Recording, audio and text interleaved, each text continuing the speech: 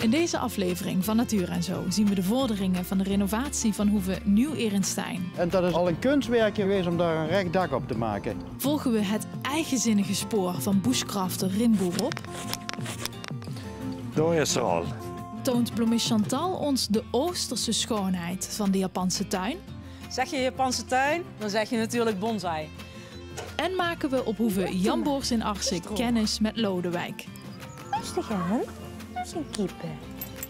Maar eerst Hoeve Nieuw-Erentstein. Het in verval geraakte rijksmonument is hard op weg de grandeur van vroeger terug te krijgen.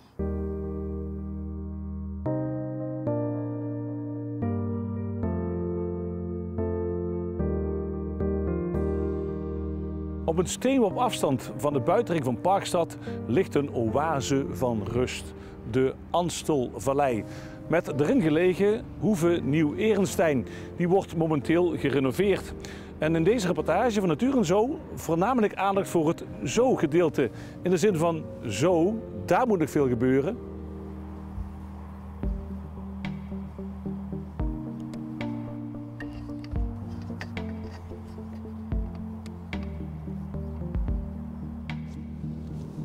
Hoi. Goedemorgen. Ja, René, wat maakt deze Hoeve Nieuw-Erentstein zo speciaal dat die zo grondig gerenoveerd gaat worden? Nou, speciaal aan de Hoeve is dat het een rijksmonument is. Een monumentale, vroeg 18e eeuwse boerderijcomplex. Met een herenhuis aan de voorkant en allerhande economiegebouwen aan de achterkant. Ja, en prachtig gelegen. Prachtig gelegen in de Anstelvallei. Een vallei met bronzones. Bronnen die bovenop beginnen en hier omlaag sijpelen. Ja. En deze boerderij is hier eigenlijk gesticht omdat ze ook dat bronwater wilden benutten natuurlijk als drinkwater, maar ook bijvoorbeeld voor visvijvers die hier gelegen hebben. Ja, die Hoeve is duidelijk van de rijke families geweest. Hoe heeft het zover kunnen komen? Het verval bedoel je? Om te beginnen, tijdens de Eerste Wereldoorlog was Nederland natuurlijk neutraal. Veel Belgische vluchtelingen die zijn hier gehuisvest. Ja, heel veel mensen in een pand, dat is misschien het begin van verval. Een tweede oorzaak is ook wel de achteruitgang van de winst die je als landbouwbedrijf kan maken. Dit was het grootste landbouwbedrijf, particulier landbouwbedrijf in deze regio. Ja, als dan de landbouw minder gaat, dan heb je zo'n groot pand staan, dan kun je natuurlijk ook wat minder uitgeven aan het onderhoud. En derde is natuurlijk wel de meest wezenlijke, is dat hier de mijnbouwindustrie onderdoor is gegraven. En wat tot alle andere verzakkingen heeft geleid. Alles bij elkaar zie je dan eigenlijk een vervalperiode van pakweg 1920 tot wij begonnen een aantal jaar geleden. Ja, ja. En nu wordt het in oude luister hersteld, zoals dat altijd zo mooi wordt gezegd. Ja, wij gaan daar heel ver in. Wij beginnen natuurlijk eerst te kijken van wat hebben we nu eigenlijk in eigendom gekregen. Ja. Dat begint dus met een bouwhistorisch onderzoek. Dat begint ook met een landschapsecologisch onderzoek. Als we die onderzoeken hebben afgerond, dan weet je beter wat je hebt en waar je op moet letten bij de restauratie.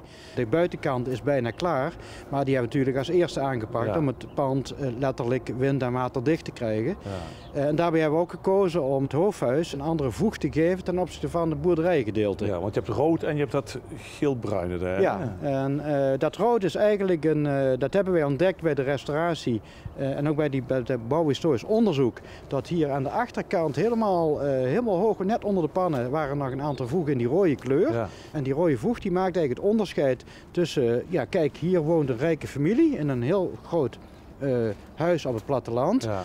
En de gele, de donkere voeg, die indiceert meer het normale boerderij zoals we die kennen in het Mergeland.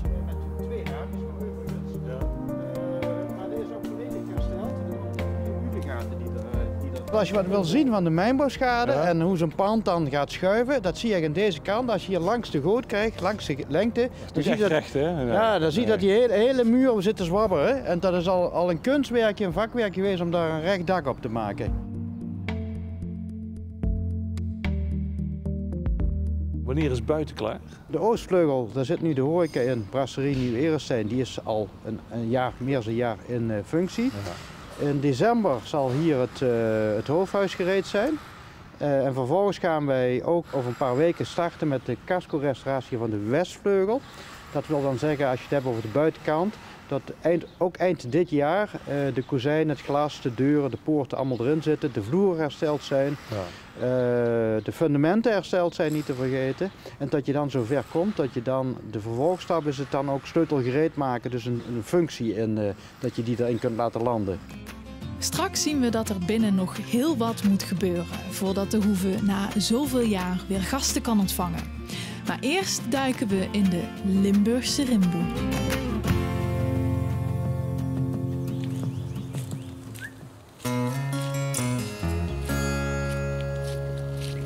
Nou, dan kun je de bloesem in. En dat is een heerlijke limonade, als je ervan kunt maken.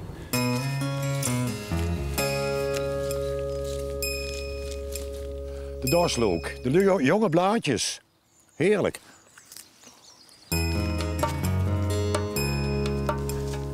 Het is ook zo noir. Judas oren. Rimboe Rob. Het is een geuzennaam die Rob Meijs uit Ransdaal met trots draagt. Hoi. Deze bushcrafter ziet de Limburgse natuur als zijn tweede thuis. Wezen hoef ik niet veel. Een fatsoenlijk mens, gezond verstand. Kennis weegt niks, hè. Van dit soort shirten, die zijn heel soepel. Je kunt ze dus enorm fijn vlegwerk van maken.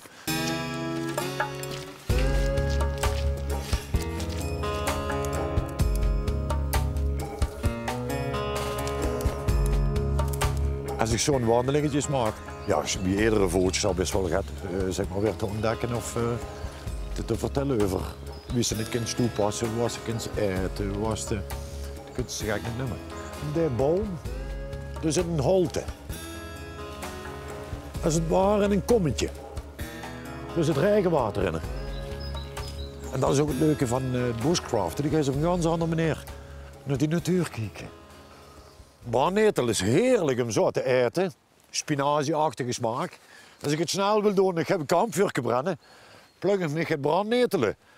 Schroei ik ze boven het vuur. En res ik ze zo er vanaf. Oh, lekker. Zo'n 30 jaar geleden.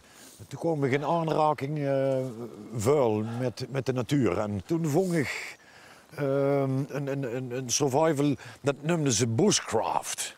En dan komen eigenlijk de oude technieken nog in voor. Van de prehistorie tot terwijl dat ook wel gebruik maakt van hele moderne space age materialen. Dit is een moderne meneer, een firesteel, stolen lucifer. Kijk.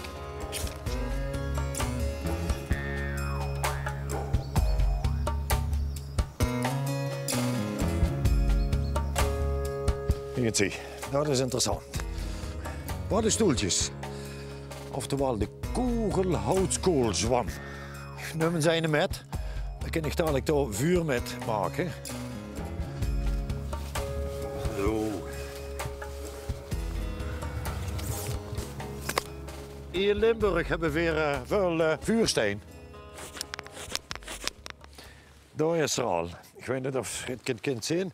Er is één vonkje opgevallen, waardoor het gaat gloeien. Zo is het. En dit gaat vrij snel op. Dus dit materiaal leg ik op de kogelhoutskoolzwam. Wat langer gloeit.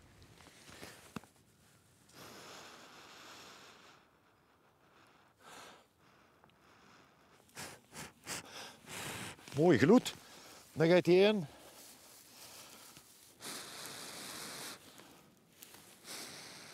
En als ik hier van hieruit een open vuur wil krijgen, dan gaat hij.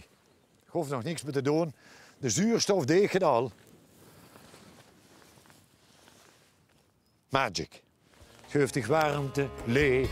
Je kunt ze eten bereiden, je kunt ze in kleren dragen. Ja, even kijken, geen rommelen achtergelaten. Het vuur, dan had je ze uit. Het enige wat ik achterlaat, mijn voetstappen.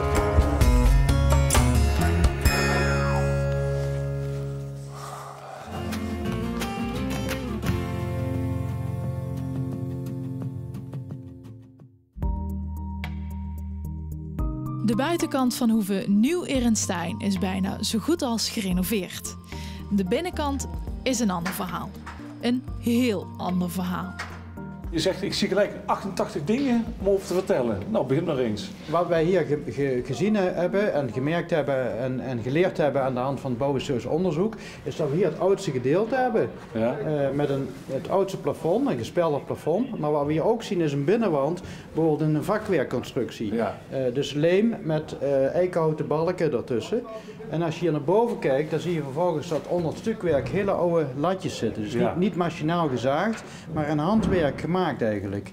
Wij laten al die oude bouwmaterialen zitten, zeker wat constructief goed is. Ja. Vervolgens, wat je handhaaft, mogelijkerwijs gerestaureerd of hersteld worden. Ja. En pas als het onherstelbaar beschadigd is, dan pas ga je nadenken over nieuwe bouwmaterialen. Ja. Is er veel onherstelbaar beschadigd? Toch niet.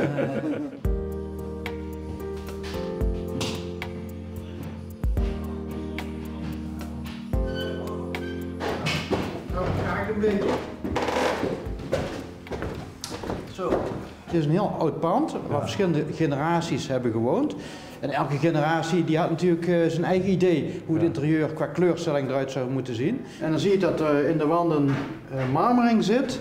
Je ziet dat er een banenstructuur in zit. Aan deze kant hebben we 1920. Ja. Dan hebben ze over die marmering, die je hier ziet, hebben ze dus een groene kleur aangebracht. Maar het grappige is dat ze die verticale strepen, dat die zijn gebleven. En de keuze is nu van welke tijdsperiode ga ik terug restaureren.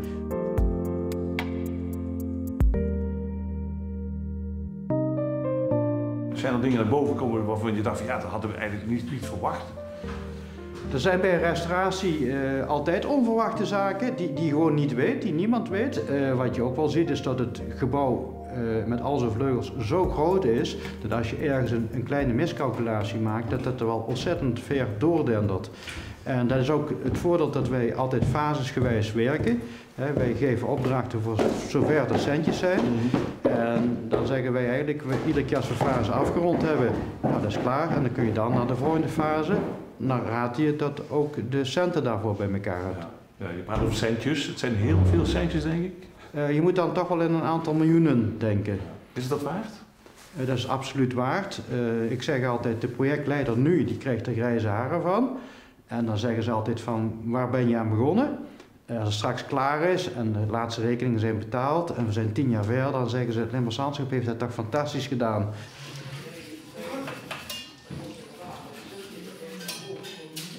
Maar ik begrijp dan dat deze hoeve, dit wordt eigenlijk verbouwd tot een grote vakantiewoning. Ja, we hebben ervoor gekozen om uiteindelijk daar weer terug te brengen naar 1 woning, zoals die ooit gebouwd is en bedoeld is.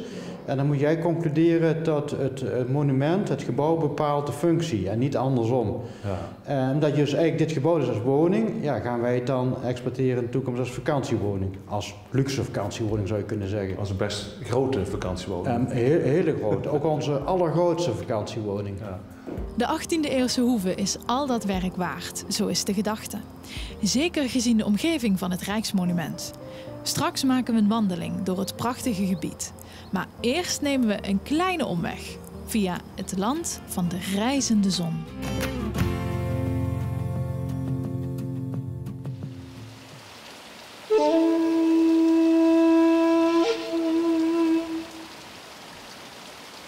Het is iets waar niet zoveel mensen zich aan wagen. Een Japanse tuin. Er zit dan ook heel wat symboliek en filosofie achter. Chantal laat zien hoe je je tuin ombouwt tot een stukje Limburgsland van de rijzende zon.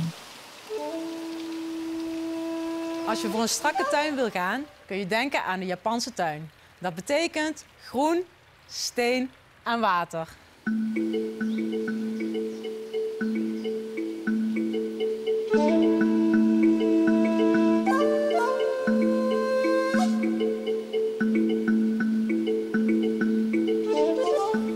Kenmerkende plant voor in een Japanse tuin is natuurlijk bamboe. Bamboe is er in heel veel soorten en maten, zoals deze kleine, maar ook groter. Bij bamboe moet je wel altijd opletten dat deze heel erg woekert. Zorg daarvoor voor een goede afscheiding voor de wortels, want anders zie je hem overal terugkomen.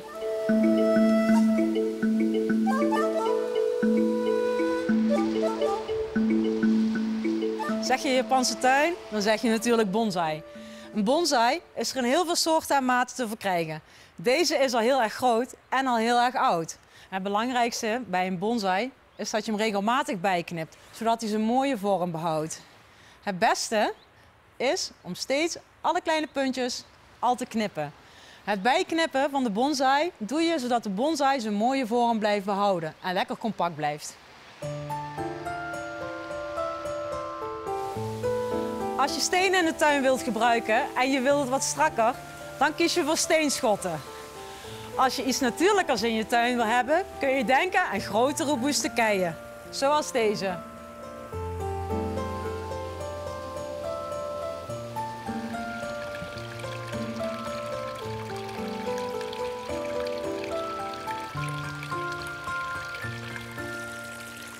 Rustgevend hè, dit kabbelende water. Daarom hoort dit ook echt thuis bij een Japanse tuin. Dit kun je thuis natuurlijk ook doen, in het groot of in het klein. Maar het belangrijkste is natuurlijk het rustgevende geluid van het kabbelende water.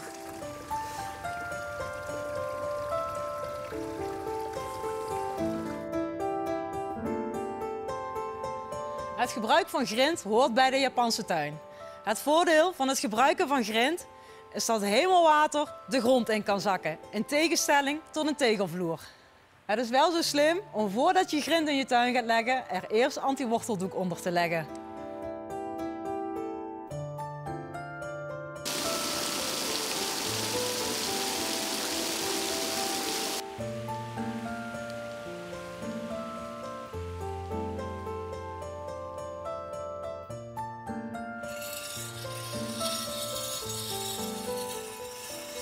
Een Japanse tuin vergt best wel wat onderhoud.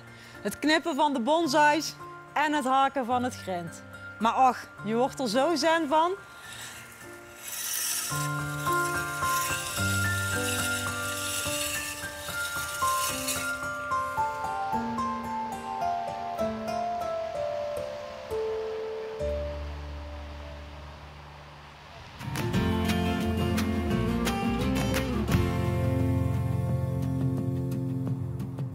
Hoeve Nieuw-Erenstein stamt uit 1753. Je kunt de eerste eigenaar alleen maar gelijk geven dat hij hier is gaan wonen.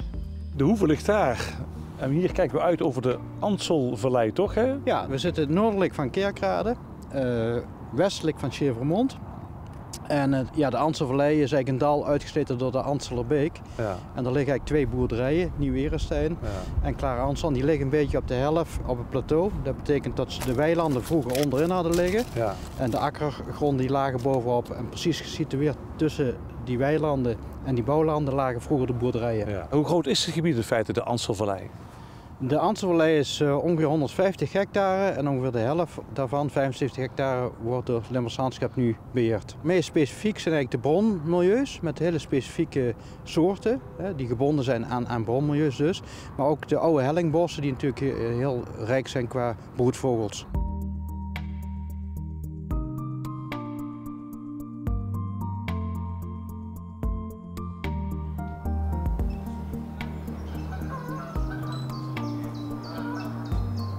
Het bijzondere is dat dit het enige stuwmeer van Nederland schijnt te zijn. In de Anselerbeekdal. Ja. Ginder is een betonconstructie gebouwd. Heel ver weg zie ik het, hè? Ja, een bunkertje lijkt het, hè? Echt een stuwdam, hè? Ja. Dus als dat is de vallei dichtgemaakt, ja, dan kun je water vasthouden. En dat zie je dan, dat heet dan hier de kranenweiers. Ja. Het wordt nu gevoed met grondwater en regenwater. Er zit heel veel vis op, met heel veel ook vissers.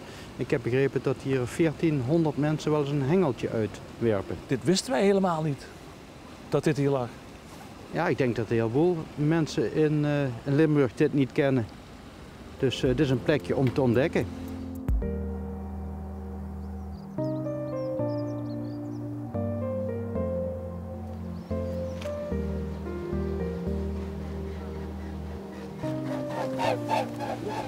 En mevrouw, foto gelukt? Ja. Zal hem laten zien. Ja. Het is gewoon maar een zwaan hoor. Net had ik vuurtjes aan die kant. Ja. Hoe vaak komt u er nu? Want ik zie dat u hier met de scootmobiel bent. Dagelijks. Ja? Ja. Het is geweldig Ja? hier. Het groeit, het bloeit. Lente is het mooiste wat er is. Ja. Als je in de natuur zit, dan leef je. Ik ben 79, ik heb veel gezien van de wereld. Fietsen ging sinds vorig jaar niet meer. En nu heb ik dit. Oké. Nou, veel plezier nog vandaag. En dan geniet je. Ja, goed zo. Oké. Jullie ook veel plezier. Ja, de hoeve wordt gerenoveerd, maar ook de bomen hier worden aangepakt, hè? Ja, we staan hier bij een klein landschapselement met een poel, een amfibieënpoel, waar in het voorjaar amfibieën hun eitjes kunnen afzetten. Ook knotbomen. In het verleden al geknot, maar dat moet je regelmatig opnieuw halen. Ja. Anders scheuren de knotbomen uit elkaar. En knotbomen staan bijvoorbeeld onbekend dat er ook weer steenuiltjes bijvoorbeeld in kunnen broeden. Dus het is niet alleen het gebouw. Het is ook niet alleen de natuur, maar we doen ook wat aan landschap. En hier zie je een voorbeeld van activiteiten in landschapsherstel. We hebben in dit gebied ook wandelpaden aangelegd. We hebben nieuwe lanen aangelegd en dat eigenlijk allemaal om te accentueren dat je hier een bijzonder stukje landschap hebt. Gelegen te midden van druk bewoond en gebieden. Je hoort het verkeer, hè? Je hoort vrachtwagens voorbij suizen. Het is echt een heel mooi groen gebied, hè, wat we openstellen voor de wandelaar, voor het publiek. En in die zin als een groene oase, eigenlijk midden in de stad.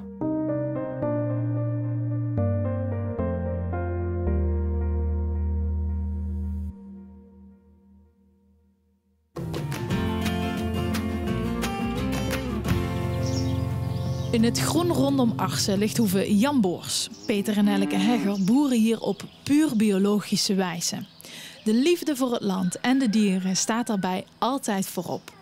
Alle dieren hebben een naam. En een os heeft de deftigste naam van allemaal.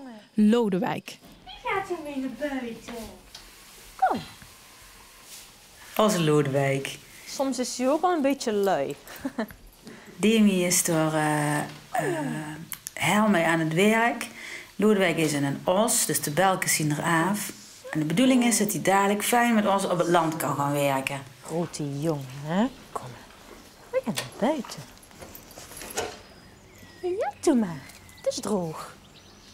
We doen ook groenten verbouwen, hè, want we eten bijna zoveel mogelijk dat we van ons eigen land halen. Maar dan moet Peter er met een dikke tractor erop. En dan riet hij ons land plat. Voorzichtig voor de aardbeien, hè? Dus daarom is Lodewijk in opleiding. En Demi kan het heel goed. Rustig aan. Dat is een keeper. Lodewijk, onze lieve grote baby, maakt zich klaar voor het uitje van de dag. Wat zal dit osje vandaag weer eens gaan beleven? Wordt het vrij rennen in de wei, wat hij best nog wel een beetje spannend vindt? Kippen kijken in de tuin, of gaan we serieus aan de slag? Netjes naslopen, op tijd stoppen, elkaar nog beter leren kennen en vertrouwen. Oh, dat is oké. Zodat we straks, als hij een 900 kilo wegende grote sterke jongen is, samen het land kunnen gaan bewerken. Pas op voor de knoflook. Kom, doe een hoes. Want wij hebben geen grote zware machines nodig. Wij hebben Lodewijk en dat is kei gezellig. Kom. Kom. Zo jongen. Kom maar. Nou, dit zien dan de katten. Die wachten dan op het eten. 'S Morgens Karel. Karel is de enige die een vlooienbandje heeft, omdat hij anders heel slecht eraan is.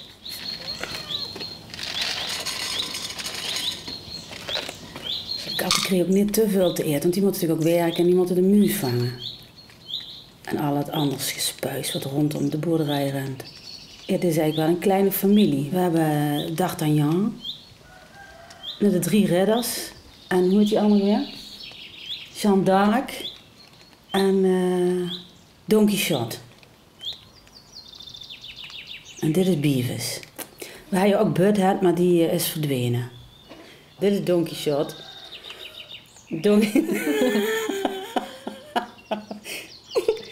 Donkey is in die hete zomer van 2019 geboren. Oh, Pupke. Ja, ach, schatje. Of zal het een haarbal zijn?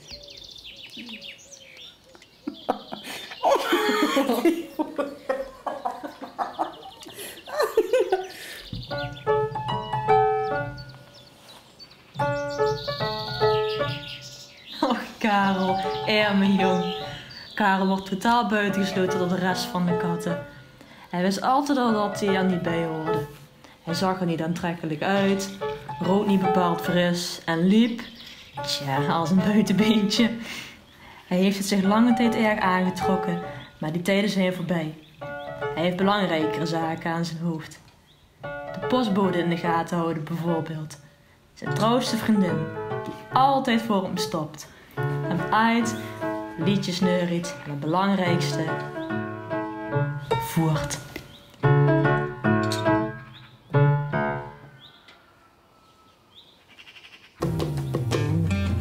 Tot zover deze aflevering van Natuur en Zo. Kijk op onze website voor meer informatie. Elke zaterdag vanaf 9 uur is Natuur en Zo ook op L1 Radio. Met bijzondere gasten en mooie reportages. Graag tot de volgende keer voor een nieuwe ode aan het Limburgse land.